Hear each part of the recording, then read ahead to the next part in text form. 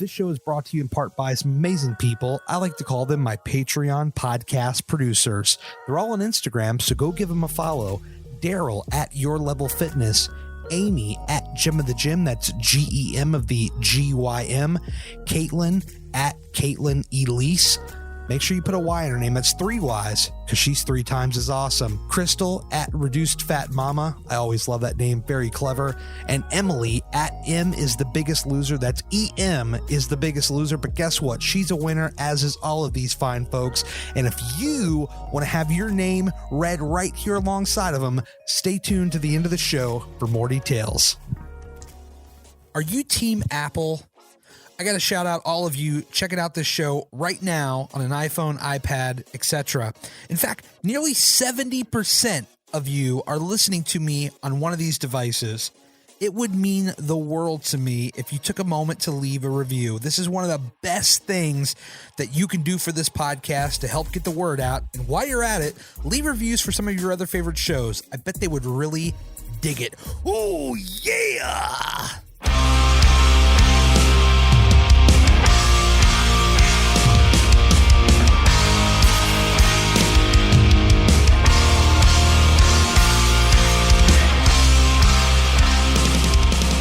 How was your day going, considering Instagram is kind of down?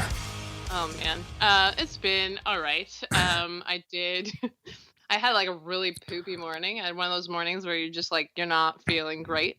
Right. And kind of pushed myself to go for a climb before we did this interview. Now I feel like a million times better. So now when you say go for a climb, like I picture you like on a mountain, but I'm sure that's not what you mean. But like, what do you mean when you say I went for a climb?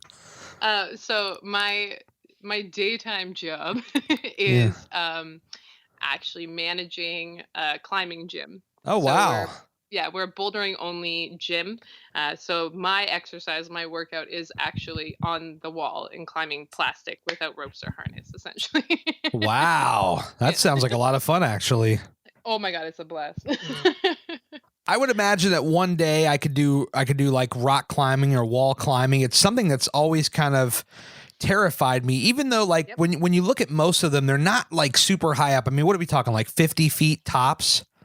Yep. Okay. So, you look at it and I don't know, just for me, like it's always been like daunting. I think the first time I ever saw one, I was at the beach on the Outer Banks, and this was like the mid 90s. And one of these places that was like a family fun center or something that had one. And I looked at this thing, my parents were like, "You want to go do that?" And I'm like, no, I'm good.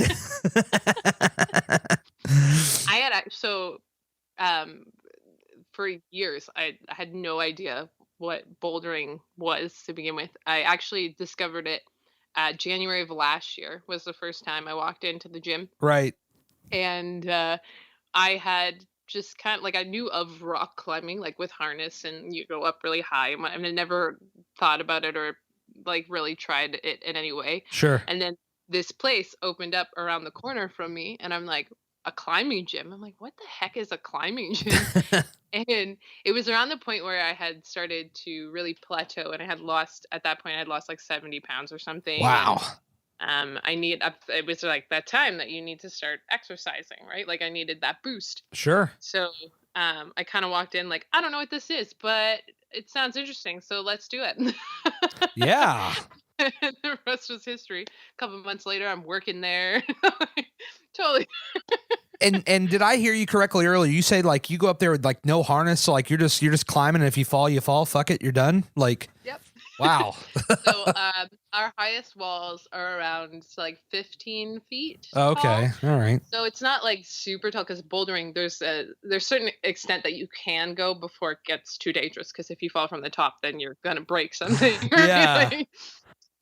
So we're like at max. Like we try to get it as close to as we possibly can, essentially. But all you have is these big, thick, kind of gymnastic mats under you. Right. So if you fall, you have something to land on, but you don't have anything to catch you. Oh boy. It's only 15 feet, ladies and gentlemen. Just go ahead and see how that feels when you fall 15 feet onto some rubber mats. I have fallen from the very tip top of the wall before, and let me tell you, it's freaking terrifying. I'm like, I'm not afraid of that afraid of heights. I mean, I think every human in their right mind has some sort of fear around heights, Oh yeah. but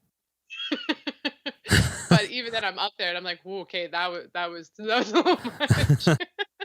I can tell you, I have a memory that this is what comes up when I think about our discussion right now. I was in high school. This is probably, let's see, it was summer 98. So that would have been sophomore going into junior year. And I had this buddy and we were watching wrestling that weekend. It was, and I won't get too deep in the wrestling. I know some people hate when I do that, but it was the weekend of SummerSlam 98 and we were backyard wrestling.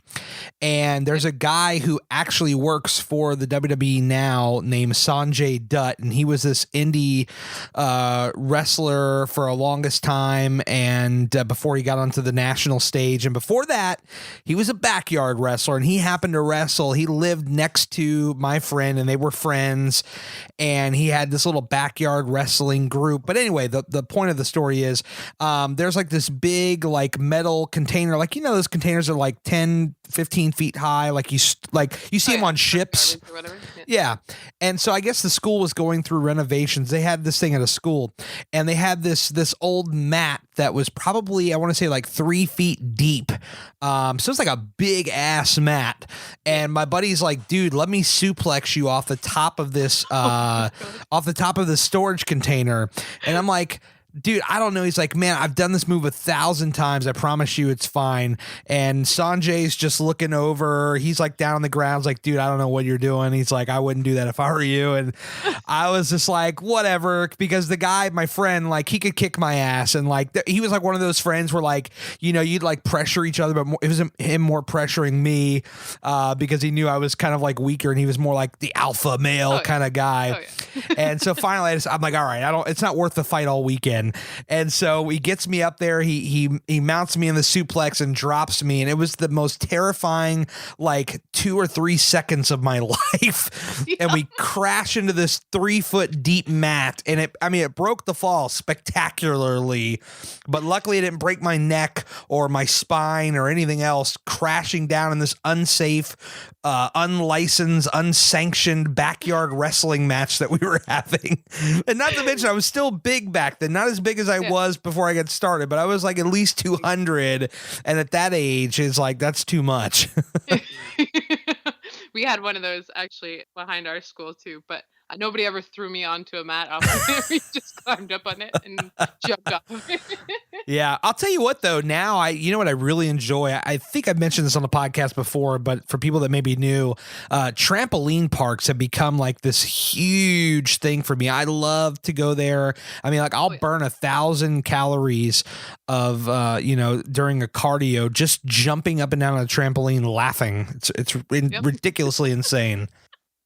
You know, as a mother of 2, jumping on trampolines and me do not really get along. Really? Why is that? It's one of those things, you know, like once you push some babies out, like your bladder doesn't like to hold on to things.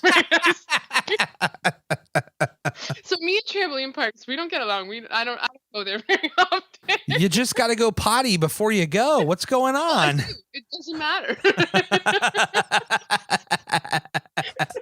Me and my friend once went to one of those glow in the dark nights, and at that point I was a little bit heftier as well. Sure. And it was like nonstop. I felt like I went to the bathroom probably like a million times because every 5 minutes I'm like, oh no.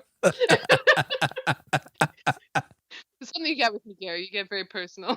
It's fine. Look, this thing is as stripped down and as raw as it possibly gets. That's the kind of environment that I want, you know? Like I want the most, like we've never spoken before ever. No. Like DMs obviously, but like this is our first time speaking. I feel like some people that like they jump on the podcast, they don't realize that like 95% of the people on this podcast are people that I've never spoken to before. And with literally less than 10 minutes in, we're talking about your bladder in a trampoline park.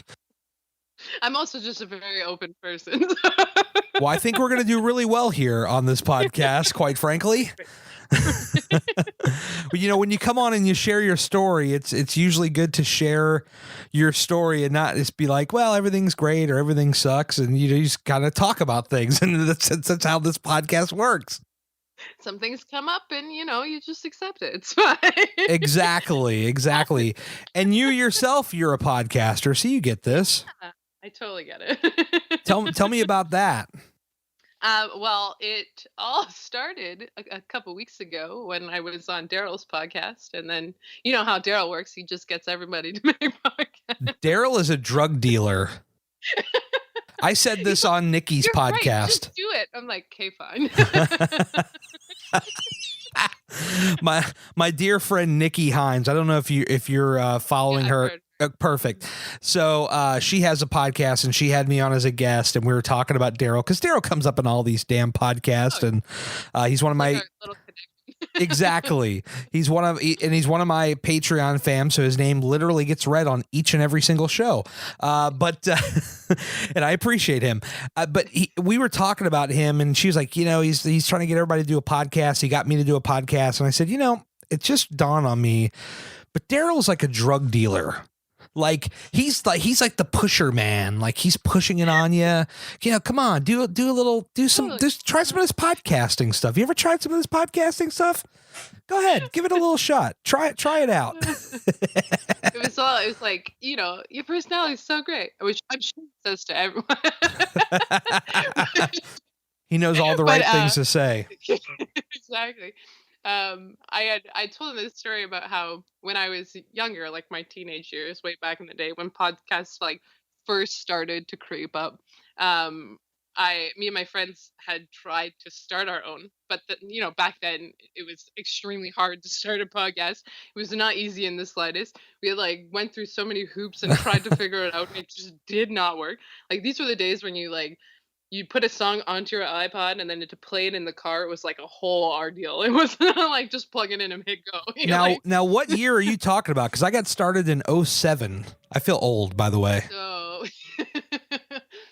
we probably started to try and podcast around 2005, 2006, 2007. Oh my God. So like right at the beginning. Like, oh my God. They weren't big. And it was more like we're gonna do it like a radio station kind of deal, like make it fun. And yeah. It never worked out, never went anywhere. Did you ever come across a website called Blog Talk Radio? It kind of sounds familiar, not gonna lie. Yeah, they were like the predominant people that were like getting everybody, like they were the drug dealers back then. They were trying to get everybody in, and the whole Daryl Perry's of 2007. They were the Daryl Perry's of 2007. The service was stupid simple. I mean, the quality sucked, don't get me wrong, and I have over 200 episodes recorded on their platform, and I listen back and I'm like, God, what a waste. But the quality is just terrible. But it was so easy because literally they're like, do you have a phone? Yep. Do you have a computer? Yep. You can have a radio show.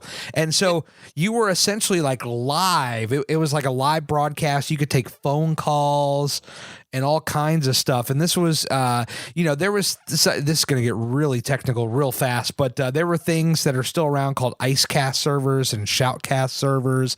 And those were around too. Yeah, Shoutcast. Yeah. And I didn't even get on Shoutcast until like 2013. That's how late to the party on that I was. But like the quality was way better. But Blog Talk, it was kind of like the easy barrier to entry. Like you get in really easy. It was free for the longest time. And then they started charging people for crappy quality. But it was a nice gateway in there. And now we're throwing it real far back. Oh, yeah. So you just started your podcast. I did. Okay. I've been making episodes for I just released the 5th one, so 5 weeks because I do once a week. Wow. And I do interview style, so I just have people from my Instagram community. I have people from my real life. My husband's been on there. We've had a chat. So I just kind of I'm not a person who can often just sit there and talk to myself. So I made it very like, we're going to talk about your life and what's individualized to you and go from there. So, I'm yeah. glad that you figured it out 5 weeks in, because it took me like 15 to 16 weeks before I started bringing people on this thing. And then even after that, I was still like doing solo podcasts. And I'll do them once in a while, but God, I really enjoy talking to other people because it Oh, yeah. just helps the conversation go so much better. And you mentioned having your husband on. I've had my wife on a couple times, and she has like absolutely zero filter. And so she just comes on and she just says like whatever is on her mind, which I love her for that. But those podcasts were pretty fire, like unexpected fire. Oh yeah, my husband's the same way. He just like goes. You're like, what are you even talking about? All right, let's go with it. How long are your podcasts? About an hour, probably. Okay, yeah, that's about what we do. What we do over here. And well, then again, you've heard it. You probably know that by now. I will make a confession. I have not heard your podcast yet because I wanted to wait until we talked first. How dare you? No, I'm just kidding. No, I know it sounds crazy, and I've had a few people say that's kind of weird, but like I try to preserve the not talking to each other thing as best as I can. So like, if I can avoid it, I don't even want to hear your voice until we talk for the first time, because I just like, I am so obsessed with like making it as like completely spontaneous and real and natural as possible. Oh yeah. And that much respect to you, because I'm a planner, so I find it like so hard not to have a conversation. The whole time I'm like, oh yeah, I got this podcast with Gary. I'm like, I haven't even talked to Gary. I don't know what I'm gonna say. I have no idea. Well, for two people that don't really know what they're going to say, 15, almost 16 minutes has gone by already. So I think we're doing pretty good so far. Making good time. We're making good time. We're pacing it out nicely. We're going to hit that hour just perfectly. Love it. Definitely. So, the real reason we're here, what brings us all together, is hearing everyone's story, and that is why I wanted to have you here, because I know you have had an incredible story, and I want to hear all about it. This is the point where I pretend like I haven't seen any of your photos, I don't know any of your stats, and I just start asking questions. What's that? I've never liked a post. Nothing's ever happened. You are a random stranger who's just walked onto my podcast coincidentally. This is exactly how it goes. Yeah. So tell me, like, let's go back to like way beginning, like kid Chelsea, like, when all this like really begins. So, oh man, I've had an interesting life, to say. My husband always jokes about how I have like so much life experience because I've just gone through a lot in my lifetime. Right. My mother divorced from my father when I was very young and was me working too. multiple jobs. She came from a very religious background that kind of disowned her when she divorced my husband or my father. So we had like, she had multiple jobs. We lived out of a car for a while, like poorest of Wow. poor kind of scenario. And honestly, I'm a little bit thankful for, because it has made me be a lot more appreciative of what I have, kind of deal, in my older life. I bet. But yeah, so we went through a lot. We dealt with a lot. And eventually some of the family started to accept me and my mother back into the family, kind of deal. So we kind of grew back together and did our thing, and she remarried and went from like one end to the other. Essentially went from being like working multiple jobs, going through school, to being a principal and married to someone in like he is a pilot, but he works for the government now. So they both have very well off jobs, and it was like very much. So I've seen both sides of things. I've been through depression, anxiety. I have it all. I talk about it frequently on my Instagram because I'm just kind of like to be an open book. I've always wanted to be that for people. So I talk about it all the time. I talk about lots of struggles that I've had, lots of things I've dealt with, and just kind of live my life. I had my oldest son when I was 19 years old, which is a bit young to have a child. Yeah. So I also dealt with a lot of that and like having to grow up really fast and change how I looked at things. And me and the father of my oldest did not see eye to eye, so that never went anywhere. And then I eventually met my husband and had a whole nother life and story with him, and gained a bunch of weight and lost a bunch of weight. Well, folks, So, thanks for tuning in. This has been a great podcast. We'll see you guys next week. yep, done.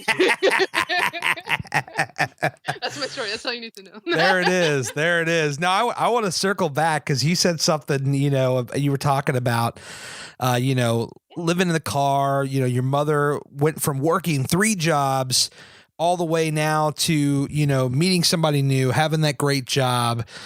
And it really hammers home on a point that I hear a lot. I've heard like Gary Vee talk about it a lot. It's like, you have to lose in order to learn how to win.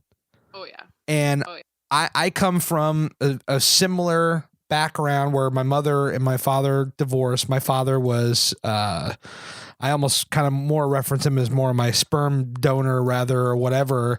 You. Yeah, you see, so you get it. There's a whole podcast. Like we don't have to go. I've already done an hour and a half on this, episode number 31, if you want to go back and check it out. But it's called My Side of the Story. But he was, he was serving our country in the Navy, and when he was home, he was actually not home. He was with random women while my mother worked 3 jobs because his money was his money, and her money was, well, she had to work 3 jobs to support her and I properly. And, she worked hard for so many years, and, I saw her as much as I could possibly see her working, 3 jobs. And now she's with a fantastic man who takes care of her, who spoils her, who is just, I consider him my dad. He is just the most amazing father figure that I've ever had. That's for damn sure. And it's not even close. And, in the end, she won. She got a great guy. She's got a great house, all this stuff. Yep. But it comes from a place of you have to lose, and it teaches you how to learn how to win. Just crazy. Yeah. And it makes you appreciate it. Like I'm Huge. a strong believer that everyone has to go through something really difficult and will go through something really difficult in their life so that they're more able to accept and be happy about what they do get, right? So definitely. Yeah, I totally get it. Definitely. And when did the weight become a factor, let's say? What age was that? Well, growing up I was always like kind of chunkier, but I had a bit of a higher metabolism, so it never like really went over 200 probably. Right. It's probably the closest I got, and that was like my college, which everybody goes to college and eats garbage and gains a couple pounds. So True. Everyone has expected it. Everyone expects it. But after I came out of college, I very quickly got pregnant because I had a child very young, and that's really when I really packed on a lot of weight, and I went to my highest after my first was born, and that was at 270 pounds was my highest. Okay. So then I had managed to lose a bit. I had my second, gained a little bit back with my second, but not a whole lot, did pretty good on that front. And then after he was born, kind of kicked things into gear that I was like, nah, I'm done with this. This was probably like 2.5 years ago. That I was like, nah, I'm over it. I can't do it anymore. Yeah. I'm not liking who I am, kind of scenario. So then I started losing at that point. What was the moment where you had like the realization? Some people talk about like it's a picture or something that happens. What was that moment for you? Can you pinpoint that? Yeah, I had a lot of back and forth, and then I watched this documentary called Sugar Coated, which is like the best documentary ever. It changed my life. But it talked a lot about processed sugars and like the things that processed sugars do to our bodies, right? And it really opened my eyes to a lot and really started me on the right path and thinking about the right things and doing the right things and changing how I really looked at food. And but it wasn't even that it really set in at that point. It was when I sat, I talk about this a lot, but I sat in the car with my husband and I had tried to pull him into diets before, and it Right. just never worked. Everything just flopped.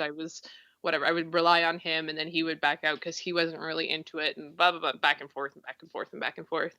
And the one day we were coming home from his mom's house and going to our home, and I was sitting in the car and I just said, like, I looked at him and like, look, I'm done. And he's like, what?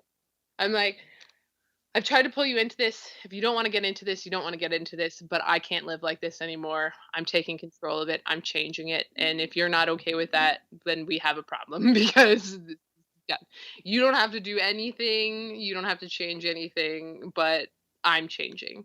And as soon as I took that step and took that control is when I was really able to actually go through with it and continue to work on it, because I kind of gave myself the confidence that I needed to be like, hey, you're stronger than that. Apparently, they're having like a dance party above me. Do you hear all those chairs moving? I don't know if you heard my fire trucks, but I get fire trucks in my apartment building once a day, or my complex rather. So you got a dance party. I got fire trucks. Complex, man. We're setting off fires here on the podcast. What can I say? Come do what you got to do, I guess. Yeah. You know what though? It is tough sometimes with the spouse because I feel like it's very common where one is just not ready. And I know that, speaking from experience, I was in that position where I wasn't ready for so long. And my poor wife, she wanted to get me, into it, for a while.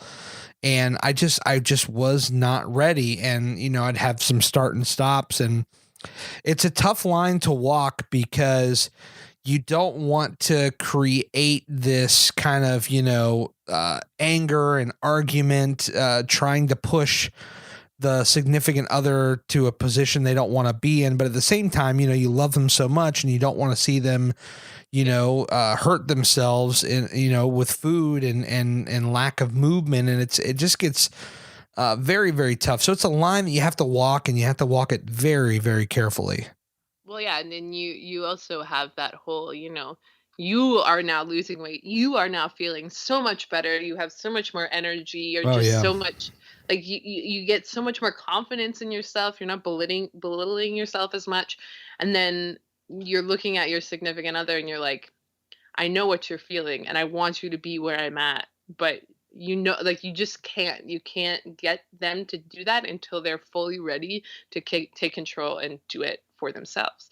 And I have had like a lot of conversations with people on Instagram too about this, because I'm like, they will make a comment like, oh, if they're supportive of you, then they'll jump in. I'm like, well, no, like everyone needs to be at their own spot, get to their own place, right, work at their own pace. Like when he is ready, he will make that movement. And he has, like, in the past probably about a year, he's lost like 30-ish pounds. That's awesome. And has started to make the change after seeing me lose 118 or whatever it is.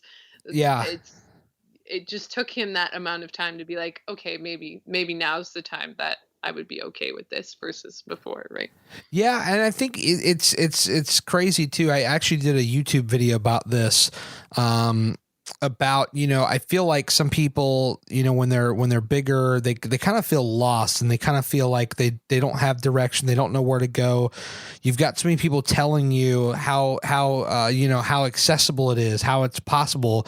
You even have the liars that are selling you stuff to tell you how easy it is with this pill and this detox tea and all this other crap. But the point is, like, you start to feel lost for a while, and then I think you go through like different stages because everybody's different. Like you have the stage of being lost, and you also have the stage of kind of complacency where you just feel like, this is cool. I could be the big guy, or, I'm sure maybe women probably, I don't know how they feel about it, but like as a guy, like I was always like, I could be that big guy. Like I could be everybody's friend.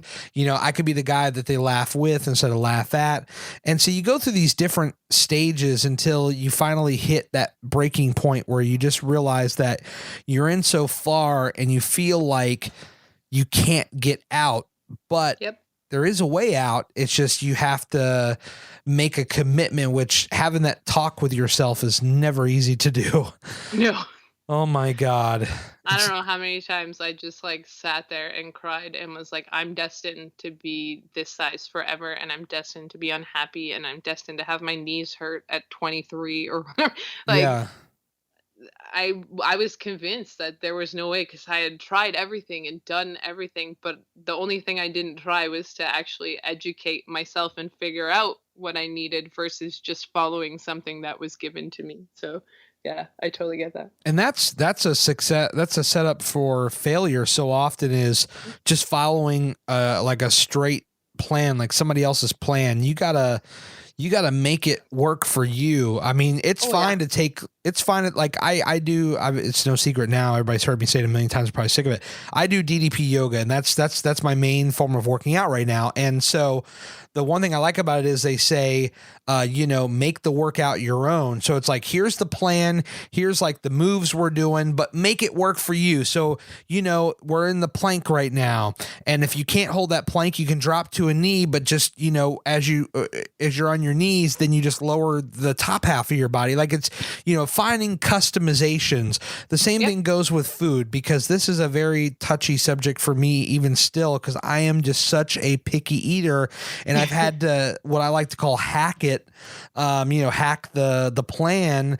And that is, there are a lot of things that I can't or won't eat. And so as a result, I find a lot of things that I like and I'm comfortable with. I find maybe a healthier alternative of that said thing, and I eat a less portion of said thing so that I can come out on the side that I want to come out of, as opposed to either overeating the stuff that I really love and I shouldn't have that much of, or not eating at all, or whatever the other options are.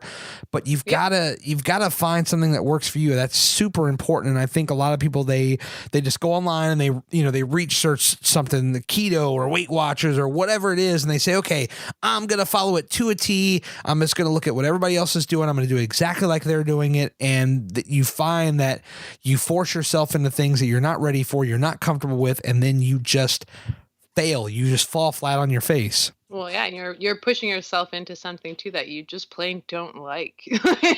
Yeah. I always had this this idea that if I was going to eat a diet, I was going to eat something that I hated, that I did not like, that didn't work for me, because that's what you had to do in order to be skinny.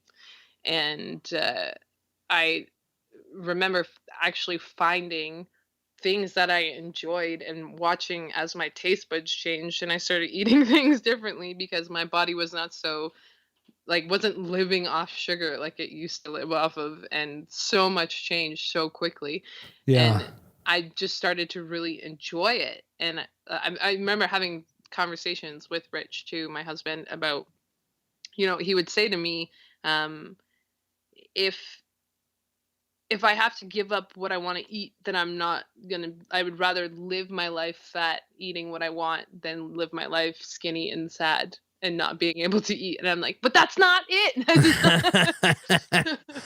Yeah. I mean, imagine if there was, like, you hear all these like crazy trends get started on the internet, like Tide Pod challenges and all this stuff. Like people, they read something and they think that it's real, right? Imagine if somebody came out with a diet where it was like, the diet is eating human waste, right? Like, and I know this sounds like absolutely like off the wall ridiculous, but I guarantee you there would be a small percentage of people that would actually follow that plan to a T. They'd probably get really sick. They may not survive, but that's the point. It's like, people will follow along to whatever somebody will put out, and they'll follow it to a T, and just end up hitting a brick wall because they just can't they can't go along with it for very long. It just doesn't last long. Yep. I got to a point in my journey too, like before I started really losing weight, where I was being advertised for Garcinia Cambogia. Have you heard of that? No, I haven't. It's supposed to be this natural pill that you take that like absorbs the fat and makes makes you lose weight without doing anything. And I remember seriously debating and like holding a bottle in a store looking at it. Oh my God. If I was going to buy it. And it was like, that was partially a wake up call too, where I'm like, what am I doing? Like, this is not okay. Oh, you don't even want to know what I tried. Like, I'm actually embarrassed, and I don't think I've ever shared this. So you know what? You said you're an open book. I'm an open book too. I'm just gonna share this because I'm a You little. open up on your own podcast. Yeah, right. So I used to work for a pharmacy, and one of the things that they would sell in these pharmacies a lot of time is as seen on TV stuff. Yep. And there was two items I saw. I saw this one thing where it was like, I don't remember what it's called, but it's almost like a wrap, but like you would like, it was like a nude color, and you would put it around your stomach, and it's supposed to make you look slimmer. And I kid you not, I bought this thing, and I would wear it under my what is it, the polo shirt that they gave you, and I'm like, this is just damn ridiculous. Like, I can barely get my big ass belly in this thing, and I'm a freaking guy, and there's like a woman on the box. It's clearly targeted towards women, and I don't know why I'm wearing this thing. And then probably a few months later, this is when I first saw this silly thing, was that little belt that you wear that like vibrates your tummy. Oh yeah. And they're like, you can sit on TV and get a great workout. It will give your own workout. You don't have to do anything. Yeah, sit down and watch TV, and this thing just gyrates your stomach, and you just sit there and let it vibrate your stomach, and you lose weight. And I'm like, this is amazing. Oh my God, this is amazing. So of course, and this will show my age, I went and I bought some Stacker 2 energy pills, and pair that with this little magic belt that does all this work. And I just realized that I was broke that weekend. That's the result that I found. Yep. I don't know how many like plans, workout plans, diet plans that I bought and paid into and tried. And we all want that easy out, but when it comes down to it, you're not going to get an easy out. There's no way, no shape, no. Hell no. Because here's the thing too, like, you blow all your money on this stuff, and then like, not only did it not do anything, but now you're pissed because you're broke. And so now you're like broke, and you're in the same place, if not worse than you were before. Like, what could possibly be worse? Yep. Then the depression really sets in, and then you start eating, and it just circles around. Yeah, you just come right back to it. That's the thing too. It's a main focal point of the show is mental, because once your mind takes over, man, you are either screwed or you're in a good place. You better be in a good place, because if you're not, you're really screwed.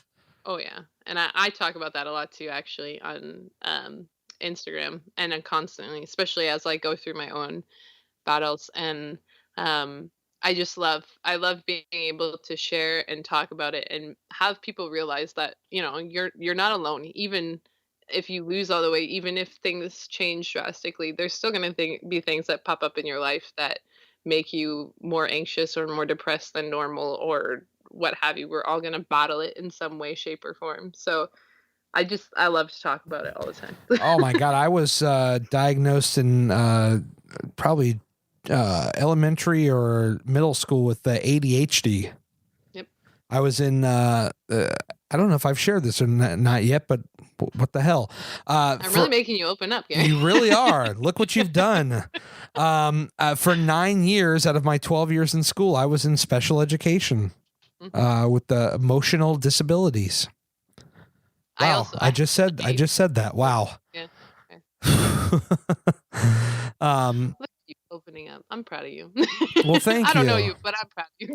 Well, thank you. I appreciate that. No, but that's why I talk about the mental thing so much. And it's like, we all still go through it, and maybe there's some of that in a lot of us, and we either just weren't diagnosed or we don't realize it, but it's like some real stuff, and it'll mess with you pretty bad.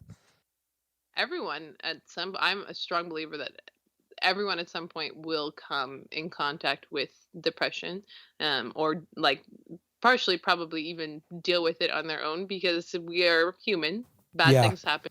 You're always going to come across something that just makes you overly sad and just puts you into that cloud, and you're going to carry it. And it's a big reason why I always talk a lot too about being so kind to others and being careful and choosing your words and thinking about it, because you have no idea.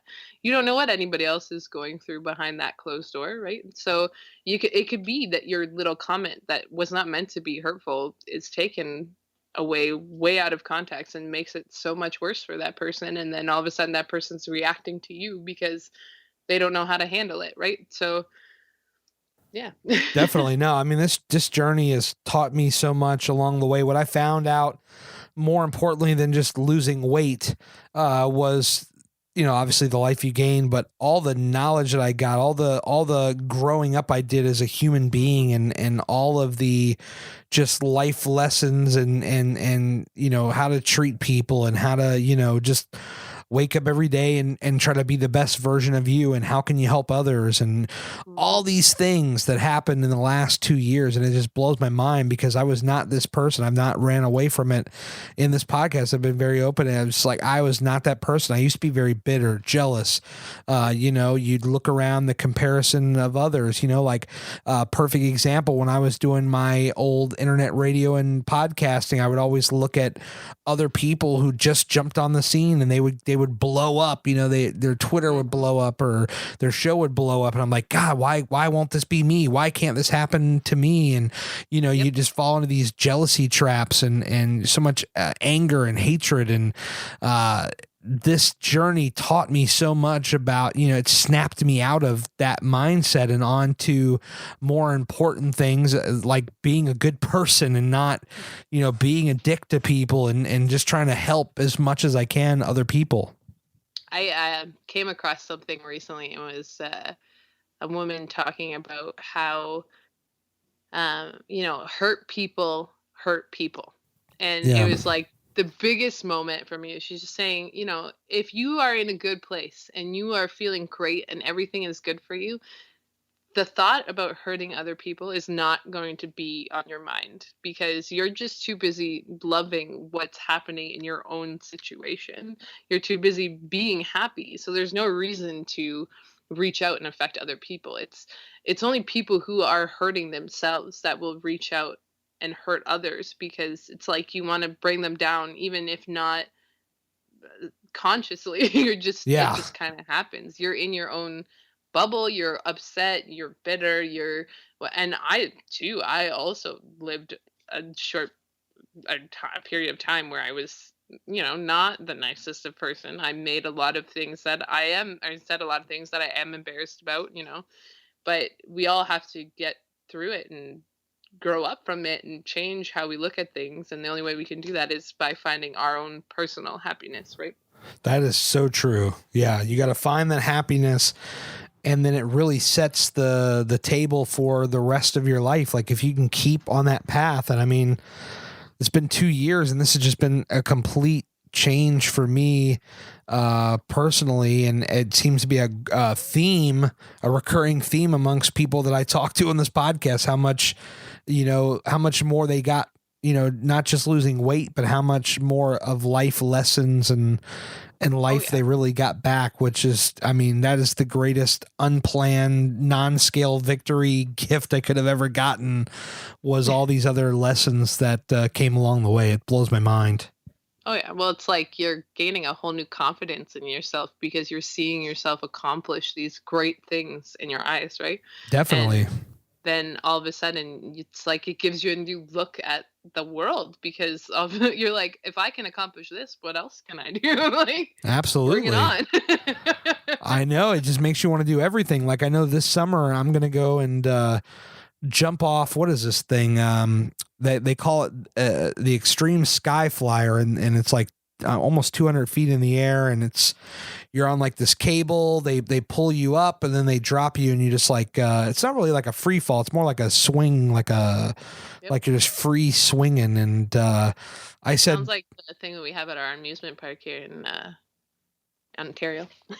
Oh yeah, you got what is it? Canada's Wonderland up there. Yep. I'm trying to hit up that place this year.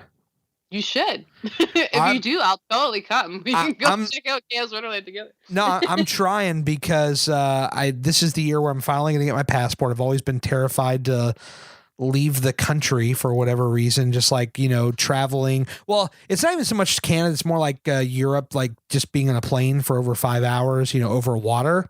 But I've always had like this weird thing about not wanting to leave the country for that reason. And so I'm finally getting my passport this year, and Canada's Wonderland is opening up this new roller coaster that is... I'm so stoked. Yeah, I'm so excited. It looks amazing. It's like one of the tallest in the world. And it just looks phenomenal. And actually, so yeah, the people that own that park are the same people that own my park here. And so I have what's called the Platinum Pass, which gets me into any of their parks in the entire world. So that is one thing that is on my list. I'm going to do my absolute best to make it a possibility, or, to make it a reality this year. If you do make a reality, you should tell me, because I want to come witness us going on the scariest roller coaster. I was thinking, I was like, when I go to Canada, I'm definitely not even going to let Chelsea know at all. Like, I'm just not going to tell her. Perfect. I don't want to meet you anyway, Gary. Hurt people. Yeah, exactly. But I just feel like, when you go along this journey and you learn so many new things, and you're willing to try new things and get out of your comfort zone, so to speak. Like, what was one of the coolest, like, unexpected things that happened, like, throughout this journey where you were just like, I got out of my comfort zone and I tried this? Oh man, competing in bouldering, or even bouldering in general, to be honest, because I was not an athletic person in the slightest, and then to go from, like, never, like, hating anything sports related, never doing anything, like maybe basketball. I played basketball for a brief period of time, and I figure skated for a brief period of time, but I never loved it. I just kind of did it because you got to do something in exercise, right? Sure. To all of a sudden going like 3-4 times a week, training, lifting weights to help me get better on the wall, and then entering a competition. It was like the biggest. I got home from, because I just did this competition like a month ago, and I got home from the competition. I'm sitting there talking with my husband, and I just start bawling, and he's like, "Why are you crying?" And I'm like, it's like it all just hit me right now. Right in this second, how far everything has come, how much everything has changed. I'm like, there's no way 2 years ago you would tell me that I would be entering a bouldering competition and not getting last place, and I would not believe you. Yeah. What how much weight did you end up losing altogether? Altogether, I'm sitting at 118. Wow. That's about what I've lost. So we've lost just about, I was like 115, 116. That's insane. So you got me beat by a couple pounds. Go you. Yeah, but doesn't mean much, okay? A couple pounds is a couple pounds. Yeah. I would take the quality of life and the life lessons over the amount of weight any day. I feel like a lot of people get hung up on the scale. And if you listen to Daryl or I's podcast, you probably have heard that beaten to death. But how were you with the scale? Was that always a big problem for you, or were you able to just kind of take it for what it was? Well, I am a daily weigher. Which oh, wow. Okay. Catches a lot of people off guard, because usually that's like a no. But for me, it's more of a tool, and has always kind of been a tool. Like, I'm able to recognize and step back when I know that I need to step back. If my mental health is on not a good spot, and I know that if I step on that scale, I'm going to beat myself up, then I don't step on the scale. Right. But for the most part, I'm able to use it and step on it and be like, yeah, okay, I know why I gained. Yeah, okay, I know why I lost. Yeah, what like I can figure out how my body is working. And my scale is also one of those scales that tell you the body fat percentage as well, which is helpful in a way, because with climbing, I like to know where I am and where my muscle is building and what my body is doing. So it just gives me just that little bit extra insight into everything. But yeah, if I'm a strict believer that if you can't handle it, then don't use it. Like, so in other words, you're not one of these people that you'll jump on the scale, you gained 0.3 pounds, and then you go on Instagram on an apology tour with a 6-paragraph essay on how you could have possibly went up 0.3 pounds. You don't do that? Not at all. Not at all. Well, you're not Instagram. Like that's what people on Instagram do. Well, I'm not your average weight loss Instagram account. Okay, all right. And people know I'm halfway kidding on that, but it does hurt me a little bit when I do see stuff like that, because I'm like, man, there's so much more to it. Like, chances are that next week you're probably down 2 or 3, and then like you're just through the freaking moon, like excited about it. But like, it's just that it's very difficult. Yeah. Well, it's especially disheartening. So a lot of these people, knowing from where you've been too, I'm sure that you get in your head and then you sit there and you give up on everything because you feel like you failed. Yeah. And that's not the case. Your body just sometimes fluctuates for the sake of fluctuating. Like, oh my God. Yeah. If you had like just like, yeah, you didn't poo enough today. It's fine. Exactly. Or you didn't pee, or, and that's the thing too. Like, you could have, like what you would consider like a bad night. Like, let's just say it was the day from hell, and for whatever reason you were just stress eating, and you just ate a bunch of stuff. Like, you didn't eat 10 pounds worth of food, but it's very possible that just with like water weight and all this stuff, that the next day you could get on the scale, like say you were 10 pounds up, and people will take that as the gospel and just lose their minds. And oh yeah, it's just the reality of the diet culture. And, we're all in a race. That's kind of the message. We're all in a race, and we're going to compare ourselves, compare ourselves to others. And it's a real problem. And that's why one of the things I harp on a lot here, and I know that a lot of people have been listening for a while. They're like, oh God, I hear this thing over and over and over, but it's just true. It's that, patience is one of my 4 pillars. And that, to me, I have that right at the front, because you gotta be patient. And Daryl and I were kidding. We had this conversation about how like a lot of the information that we share on our podcast is not really like sexy or like, like really intriguing. It's more just like basic, practical, common sense stuff.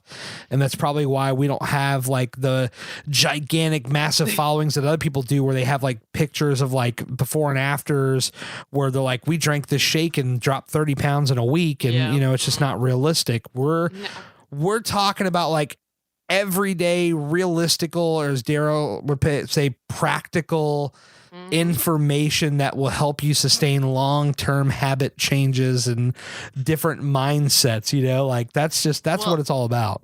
Yeah, and it's so much more rewarding. I don't know about you, but I get comments daily because I'm real. I put it all out there. If I've gained weight, I'm gonna let you know I gained weight. I'm gonna let you know why I've gained weight. I'm gonna let you know how it's affecting me. Like, I talk about it all the time, and I comment and have these conversations with people all the time too about, where they're like, well, I've been stuck in this plateau for like 4 months and I don't know. And I'm like, look, I sat at a plateau for like 6 to 8 months last year, and nothing changed, but I'm still managing to lose this amount of weight in 2 years. You're just going at your own pace and doing your own thing, and it's okay. As long as you don't stop, it's fine. Yeah, exactly. You just keep moving. Keep going. They're like, yeah, you're right. I'm like, the only time you will ever fail is when you completely sit back and stop trying. Definitely. If you're still trying, then you're in the right direction. It doesn't matter how long it takes you. 1000%. I wish you could see me right now. I'm standing up with my hands in the air, just cheering for you. Yes. I'm at the bleachers, and the pep rally, and you're like hyping up the crowd, and I'm just like fist pumping like Pauly D from Jersey Shore or something. Yes. Gab's hit. I have a secret spot in my heart for MTV trash reality shows. I hear you. Yeah, you get stuck in these things sometimes. Especially for Teen Mom, but that's mostly because I was pretty much a Teen Mom watching when Teen Mom started to come out. So I hear you. My wife, she likes the Teen Mom. Oh man. I'm more of a Jersey Shore guy, but that's just me. That's my husband too, and then he got me on Jersey Shore too, so I feel it. I get it. Yeah. I mean, it was fun to. I love just garbage reality television myself. I can't get enough of it. Sometimes it's just great to just sit there and like zone out and not think about anything. This is very, very true. Another thing I wanted to definitely chat with you about, something I've seen you post about a couple of times, is loose skin and how you feel about that. That's one of the hardest things to combat in a weight loss journey, where you can't really combat it unless you cut it off at some point. But how did you approach that, and how do you feel about that overall? Well, again, open book here. Yeah. I did, I had the biggest shame over loose skin, and like the biggest worry about it. Like, I'm going to lose weight. I'm going to have all this skin. It's going to look gross, blah, blah, blah, blah, blah. And there was like several times where before I actually made the first initial post about my loose skin, I would make a post and then I would just never put it up. It would go nowhere. Right. We're kind of led to believe that, loose skin looks gross. So it's gross. Therefore you are gross, Yeah. that's just kind of, and it has now gotten to a point where I look at people and it breaks my heart to see them say things like, I don't want to lose weight because I don't want the skin. And I'm like, that is not something that you should live your life by in any way, shape, or form, because, it's just skin. There's nothing to it. And when I initially posted those first couple posts, I had a lot of people coming up to me like, wow, like, you're so brave for posting it. And I'm like, well, yes and no, because it's just a part of me. It's no different than me wearing a bikini and and being skinny all my life. Like, my belly is my belly. It's just, this to me is a badge of honor almost, because I'm like, look, I've gone through a lot. I have this extra and it's still there because it doesn't bother me in any way, shape, or form. May I eventually get rid of it? Maybe, but it's not like top priority. It's not first thing on my mind. It's just kind of got to a point where I embraced it and I accepted it, and I'm like, you should accept it too, because I would much rather live this life any day than live who I used to be. And if that means the skin comes with it, then that means the skin comes with it. No, it's very true. And if you ever came to a realization that you wanted to have like a surgery for, that stuff is very expensive. Oh yeah. I mean, we're talking like, I think $15,000-$20,000. Oh, ridiculous amounts. Yeah. And is that something that's you've even thought of, or you're just like, you know what, this is what it is. I'm good with it. Well, like, I've thought about it, Sure. but when it comes down to it, my husband and I aren't necessarily sure if we're really done having children. So Right. the last thing I want to do is go get it removed because I want to look good in the moment, and then having another kid and having it stretch back out. So if I do ever go that path, it's going to be when I'm older and I know that, everything's done. We're done having kids. Like, this is my time to be me. And that's it. So, yeah. Yeah, I know my pal Lexi, Fat Girl Fed Up, we were having this conversation a couple months ago, and I think she shared it as well, so I'm not talking out of turn here, but like, talked about having like a lot of like health issues with the skin. I don't know if you've dealt with any of this stuff, like neck pain and other things like that. Is that something that you've had issues with? Well, that is like, I don't necessarily have a lot of pain or anything around my skin. It's just kind of there. So that's a big reason why I haven't taken the action to do anything about it. Sure. Which, like, if you have pain, do what you need to do to get rid of it. That's Definitely. totally okay. There should be no shame around that. There should be nothing. Like, if it bothers you, then you do what you need to do to remove it. And I haven't dealt with that, so I'm able to just kind of live with it and be okay with it. But yeah. Yeah, I definitely, like, I've looked at myself in the mirror, and I think I've even shared a photo more than once of it. I have some loose skin, and I'm still on the bigger side. I'm still around like, 280. So it's not all loose, but looking at it, it's like, wow, trying to, when I talk about loving yourself, and I think that this is so important, because if you don't love yourself, it's game over. Talking about accepting that skin that you're in and understanding that body, you went to war with that body, and you guys fought a hard fought battle. And so when you were trashing that body, when in my case, throwing down 2 or 3 McDoubles at McDonald's a day, 5 days a week, and you were just destroying that body, and that body stood tall. It kept you up and moving. And, you know, that's when you realize that you love the skin that you're in, and that body hung with you in the good times and the bad. Yep. And you learn to accept it and become, you know, good with it, to love it, to appreciate it. Oh yeah. I always say, embrace the skin. Just embrace it, because it's much better to live a happier, healthier life than to worry about what's going to happen to your stomach or your arms or your legs or what have you, because you can move past that. Your body move past you're gaining all your weight. You can move past losing it too. 1,000%. And then when did you decide that you were going to start sharing on Instagram? You know, we can't go this entire podcast without talking about Instagram. You know, we mentioned it earlier. It was down. I haven't looked to see if it's back up yet. I believe I've been checking all freaking day. I know Facebook's back up. I don't know about Instagram yet, though. Fair enough. When you know, I think for a lot of people that I've talked to them, they had like a personal Instagram at one point, and they either converted the personal into a weight loss or they created the separate one. Where was that for you? Like, when did you decide, you know, I really want to just start sharing my journey here? So I had my Chell Chip account is my personal account. I kind of I had lost a little bit of weight when I first opened the Instagram to the public. And it was mostly because I had started, you know, going through YouTube, finding people through Instagram. I had not really used Instagram. It had kind of just sat there. So once YouTube brought me to the Instagram world through people like Jordan Shrinks and 70 Pounds of Life, which I don't know if you're aware of them, but they're really the ones that pulled me over to the Instagram community. Okay. That I started to follow people on Instagram, and then it slowly got bigger and bigger, that I started following more and more. And I realized with a lot of these people that they would be preaching almost like they didn't have anything wrong with them. It was like, yeah, I never cheat. Whatever. This is what I'm only showing the best part of me. And I remember getting like just so upset and having to unfollow people, because I'd be like, I would feel like I messed up more than I did, because these people can do it without doing it. But then just slowly realizing that that's not the case.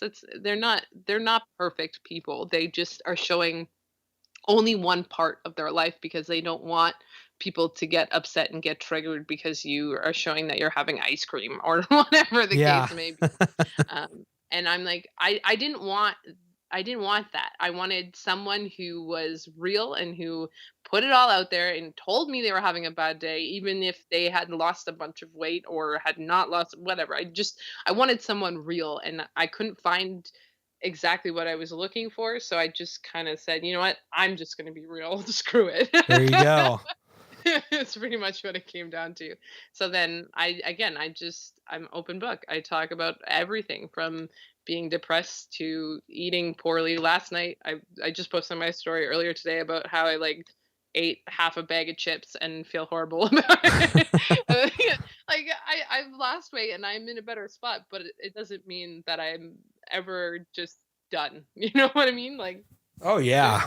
Yeah. No, I hear you. A couple weeks ago, I was recording a podcast. It was actually the one that dropped today. You know, the time we're talking, not the time people are hearing this, because they're going to get like really confused.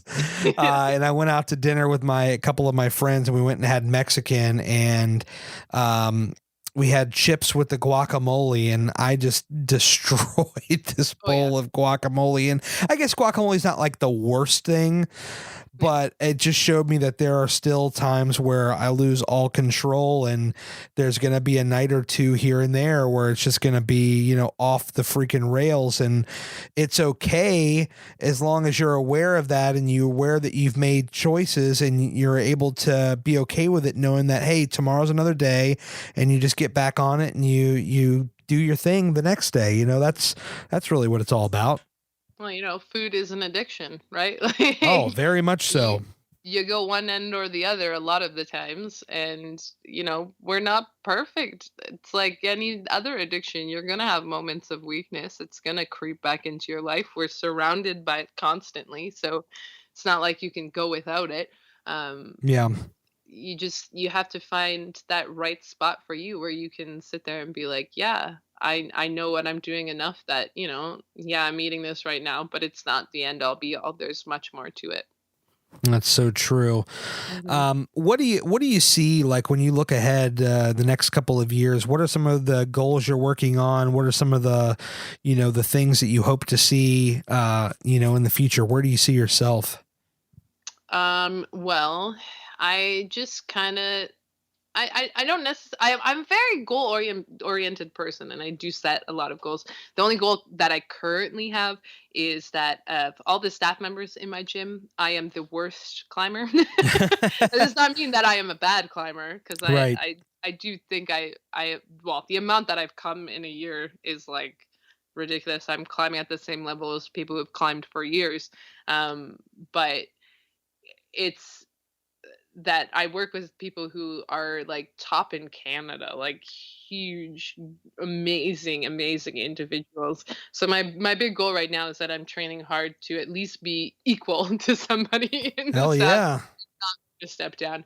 But other than that, in like Instagram world, whatever, it's kind of just like I'm having fun with it. I'm going with it. I'm seeing where it takes me, and we'll see what happens, kind of deal. And it's a bit weird for me to look at it that way, because I've always been like, I have a goal, I'm going to reach that goal, I'm doing what I can for that goal. Whereas in this case, I'm like, I'm having fun with it. It's just like that thing that I have there that drives me and makes me happy and gives me confidence and gives me hope in the world, when I get all these people who come to me and are like, hey, like, you've changed my mind, changed how I look at this or this or this. And I'm like, yeah, I'm making a difference. I like it. Yeah, we try to help people one day at a time. Tell people where they can find you again in case they missed it earlier. Tell them where to get your podcast and all the goodies. Yeah. My Instagram is at Chelchip, like CHELCHIP. And then that also leads into my podcast, which is Chip Chats. I love that. I know, right? I just fell in love with the name, so then it kind of just had to happen. Yeah, no, I get it. Totally. And that's on it's through Anchor, but it's on iTunes and Spotify and Google Podcasts and the work. So look at you go. Well, Chelsea, you had an amazing story. I appreciate all your open and honesty, and I've had a blast. I appreciate your time, and we'll have to catch up again sometime too. Let's go ride this roller coaster already. Yeah, I'm so excited. Are you going to go when it opens? Oh, for sure. I only live an hour away from Canada's Wonderland, so I can go whenever I want, man. All right, fair. Well, I'm 8 hours away, by the way. Perfect. Well, you have to do this. When you go, please do like an Insta story or something, so I can at least live vicariously through your stories. For sure. Till I get up there myself. If you give me a date, I'll hold off and we can go first time together. Just saying. Well, I don't know. It may be like the end of August, possibly. That might be when it is. I'll wait. It's okay. All right. Fair enough. Well, I appreciate this chat. This is what happens when you get two people that have never talked before, and you just jump on a call, and this is what happens. All of a sudden you're talking for an hour and 15 minutes. Yeah, an hour and some change, and you don't even realize an hour's gone by. It was great talking to you, Carrie. Thanks for having me on. Remember at the beginning of the show, I mentioned a little thing called Patreon? Well, I'd love to have you join me. But Gary, what is Patreon? It's a website that is helping small creators like me raise funds to further expand their creative visions. For as low as $1 a month, you can help me further my dream of reaching as many people as possible and eventually taking the show on the road to meet all these fine people face to face and add a video element to this podcast.